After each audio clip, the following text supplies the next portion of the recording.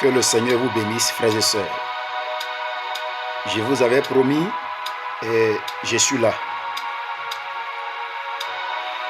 Nous sommes toujours sur notre enseignement intitulé « Toute votre destinée se trouve dans votre bouche ». Je suis votre serviteur, le révérend Akanza Aimé. Aujourd'hui, c'est une parole de foi que quelqu'un va recevoir. Notre étude est tirée du livre Matthieu chapitre 8 à partir du verset 23. Et bien avant cela, nous allons prier. Lepakatarabashi kalabaye, mande kete rebosha kalabadosh.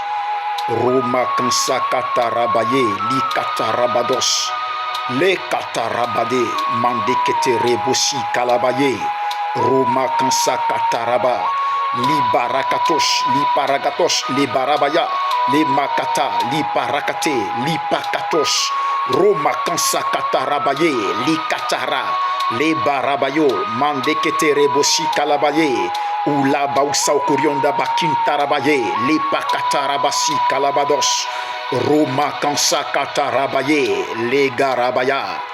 Je proclame la grâce et la paix sur la vie de quelqu'un. Voici ce qui est écrit dans Matthieu chapitre 8 verset 23. Je commence par le verset 23. Toute votre destinée se trouve dans votre bouche. Il monta dans la barque et ses disciples le suivirent. Et voici, il s'éleva sur la mer une si grande tempête que la barque était couverte par les flots. Et lui, il dormait.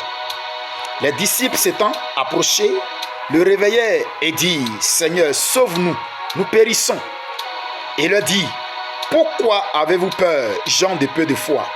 Alors il se leva, menaça les vents de la mer et eut un grand calme. Ces hommes furent saisis d'étonnement. « Quel est celui-ci » disait-il, « à qui obéissent même les vents et la mer ?»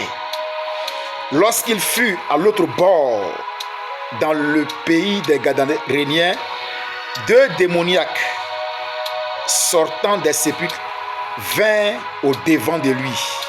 Ils étaient si furieux que personne n'osait passer par là. Et voici, il s'écriait, « Qu'y a-t-il entre nous et toi, Fils de Dieu? Es-tu venu ici pour nous tourmenter avant le temps ?» Il y avait là, loin d'eux, un grand troupeau de pourceaux qui paissaient. Les démons priaient Jésus, disant, « Si tu nous chasses, envoie-nous dans ce troupeau de pourceaux. » Il leur dit, « Allez. » Il sortit et entrait dans les pourceaux. Et voici tout le troupeau se précipita des pentes escapées dans la mer et il périt dans les eaux. Que le Seigneur bénisse cette parole et qu'il bénisse ton entendement. Voici une histoire très claire.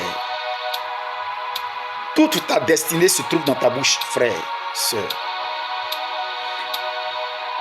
Tu as plusieurs fois médité ce passage. Tu as entendu des exhortations sur ce passage. Mais il y a une autre révélation que le Saint-Esprit voulait t'apporter encore en ce soir. La Bible déclare que Jésus monte dans une barque et ses disciples le suivirent.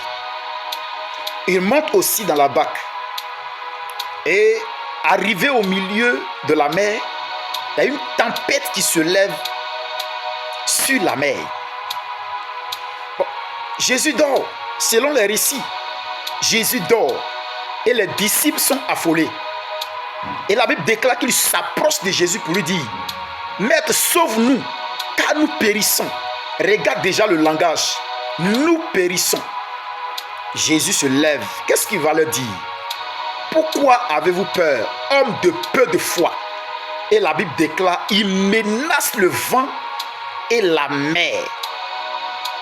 Et le vent se calme. Et il y a eu un grand calme. Je vais te poser une question. Selon toi, pourquoi Jésus se rendait à Gadara? En réalité, il y avait une destinée qui a été prise en otage. Il y avait une destinée qui était en prison. Une destinée. La Bible parle. Dans d'autres versions, on dit un fou. Matthieu nous parle ici de deux fous. Ce qu'il faut savoir, la Bible ne se contredit pas. Mais c'est une parenthèse. Quand un événement s'est produit, selon la position de l'observateur, il rapporte les faits selon qu'il voit. Et donc Matthieu rapporte ce qui s'est passé. Tu verras que dans les évangiles, on parle d'un fou. Ici, il est question de deux fous. Je vais te dire, la Bible ne se contredit pas. C'est pas ça qui nous intéresse aujourd'hui. C'était une parenthèse. Et la Bible dit, il a menacé, Jésus a menacé le vent et la mer. Et les deux se sont calmés. Il y a eu un calme total. Frère, tu veux qu'il y ait un calme dans ta vie? Tu veux qu'il y ait un calme dans ton foyer, dans ton service, dans ton corps, dans ta vie? Quelle est la tempête qui s'est levée contre toi? Quel est le vent qui s'est levé contre toi? Quelle est la situation par laquelle tu passes? Quelle est la vie que tu mènes, frère? Regarde, le fou avait une destinée parce que le Seigneur était clair. Il dit, je connais les projets que j'ai formulés sur vous, des projets de paix et non de malheur pour vous donner un avenir de l'espérance. Comme il est écrit dans Jérémie 29, verset 11. Dieu dit également dans Genèse, il dit, créons l'homme à notre image et à notre ressemblance. Tu n'es pas né pour accompagner les autres frères. Tu as une grande destinée qui dort en toi. Regarde ces hommes dont il est question. On dit fou. Il y avait 6000 démons en eux. Une légion, pour ceux qui ont fait l'armée, 6000 démons. Des hommes responsables qui avaient été manipulés, malmenés par ces démons. Ils ont oublié leurs épouses. Ils ont oublié leurs enfants. Tout ce qu'ils faisaient comme activité, tout a été arrêté. À cause de qui? Quelqu'un est venu mélanger les destinées. Jésus, voyant cela, décide de traverser la mer et d'aller de l'autre côté de la rive, l'autre côté de la mer, pour sauver une destinée. Et il arrive. Comment est-ce que les démons ont su que Jésus venait? Ce sont des esprits. Ils ont capté l'arrivée de Jésus et ils ont su que s'ils n'empêchent pas cet homme, il viendra leur arracher leur proie. Mais ce qu'il faut savoir, c'est que la Bible déclare que le butin de l'homme fort lui sera arraché. Le butin de l'homme fort lui sera arraché. Et donc déjà, de leur position, ces esprits, ils soulèvent le vent pour empêcher Jésus et ses disciples d'atterrir. Comprends une chose. Quand tu es détenteur d'une grande destinée, les événements vont venir tôt. Ce sont les événements malheureux qui vont venir. D'abord, parce qu'ils savent que tu renfermes une grande destinée. Mais Jésus, sachant cela, a menacé le vent et la mer. Et ils se sont calmés. Ils arrivent. Automatiquement, les fous commencent à courir à la rencontre de Jésus. Qui leur a parlé? Qui les a informés? En réalité, ce sont ces démons qui ont soulevé le vent, qui savaient, qui connaissaient l'arrivée de Jésus. Ils sont arrivés, ils ont commencé à discuter avec Jésus pour dire, pourquoi tu es venu ici pour nous tourmenter avant le temps? En bon. Oui, je suis venu parce que quelqu'un a une destinée que vous avez enfermée. Et je suis venu libérer la personne. La Bible déclare que pendant qu'ils étaient dans la barque, Jésus prend la parole et il menace le vent. J'ai dit, toute ta destinée se trouve dans ta bouche. Tant que tu ne parles pas, les choses ne reprendront jamais leur système normal. Tant que tu ne déclares pas, les choses ne se mettront pas sur pied. Tant que tu ne parles pas, tu resteras toujours dans le même statu quo. Lève-toi et parle et déclare. Il a fallu que Jésus déclare pour que ces hommes tenus en captivité par le diable, le royaume de Satan, oui, capitule et que sa destinée soit libérée. Lorsqu'il a été libéré, il a dit à Jésus, aide-moi, permets-moi de te suivre. Sache une chose, la vie et la mort sont dans ta bouche, comme il est écrit dans Proverbe 18, verset 21.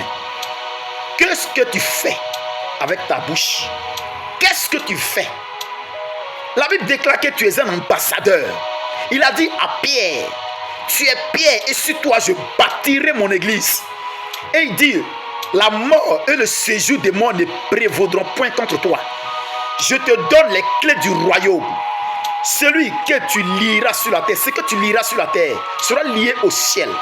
Et ce que tu vas délier sur la terre sera délié au ciel. Il n'a pas dit à Pierre, ce que moi je vais te dire de délier, je vais le délier. Ou bien ce que je vais te dire de lier, je vais le lier. Il dit, ce que toi, tu vas lier sur la terre sera lié au ciel. Pour dire quoi? Il a fait de Pierre un ambassadeur. Regarde, c'est pas à l'ambassade qu'on fabrique et qu'on délivre les passeports. Tu arrives à l'ambassade. Si on te refuse le passeport, tu ne voyageras pas. Si on t'accorde le passeport, tu vas voyager. C'est l'histoire simplement que Jésus a dit à Pierre. Tu es Pierre, sur toi je bâtirai mon église. Et ce que tu vas lier sur la terre, c'est lui à qui tu vas refuser le passeport. Frère, le passeport sera refusé. Mais celui à qui tu vas accorder, il va voyager. Tu es un ambassadeur. Saisis cette opportunité-là, cette grâce. Saisis cette mentalité. Et dis, je suis un ambassadeur. Les mauvaises nouvelles ne peuvent me parvenir. Non. Sinon que je renvoie ça au commanditaire, c'est tout. Ouvre la bouche et parle. Déclare. Celui sur qui tu fermes le ciel sera fermé. Celui sur qui également tu ouvres le ciel sera ouvert. Parce que tu es un ambassadeur, tu n'es pas n'importe qui. Ouvre la bouche et parle. Déclare et tu verras les choses vont arriver, frère. Comment est-ce que Josué a pu arrêter le soleil sur Gabaon? Toute la destinée se trouve en toi. Frère, quand on fait de toi un ambassadeur, ça veut dire que le pays compte sur toi. Lui qui t'a intronisé, qui t'a nommé, compte sur toi. C'est parce que tu n'es pas n'importe qui, tu es un responsable. Et un ambassadeur, il représente une nation dans une autre nation. Et il défend les intérêts de la nation. Tu es un ambassadeur. Nous sommes des ambassadeurs. Comprends ceci. Élève-toi et parle. Déclare. Qu'est-ce que tu veux? Parle sur ta vie. N'attends pas que ce soit quelqu'un d'autre qui parle sur ta vie. Je suis désolé. C'est pourquoi je dis, toute votre destinée se trouve dans votre bouche. Prions. Rakato rabasakayabade. Limakata rabaye. Rakatouche. Libarabaya mandekete reboshi kalabadosh. Rakato rabaye. Liparakata mandekete reboshi kalabadosh. Rokata rabaye. Lipakata mandekete yandekete reboshi kalabadosh. Roma kansakata rabaye. Rikata lakatouche libarabaya. Roma kansakata rabaye. Lepatakata rabajos. Lekata ladada mandekete rikota rabashi kalabaye. Lebarakata rakoto roboshi kalabade mandekete lagarabashi kalabaye. Le papa Roma kansakata rabasi kalabaye. Rokanta rabashi kalabados. Le kata libarabaya Roma kansakata rabaye. Que le Seigneur te bénisse, frère. Que le Seigneur te bénisse, ma soeur. Saisis l'opportunité, saisis ta grâce. Que le Seigneur te bénisse.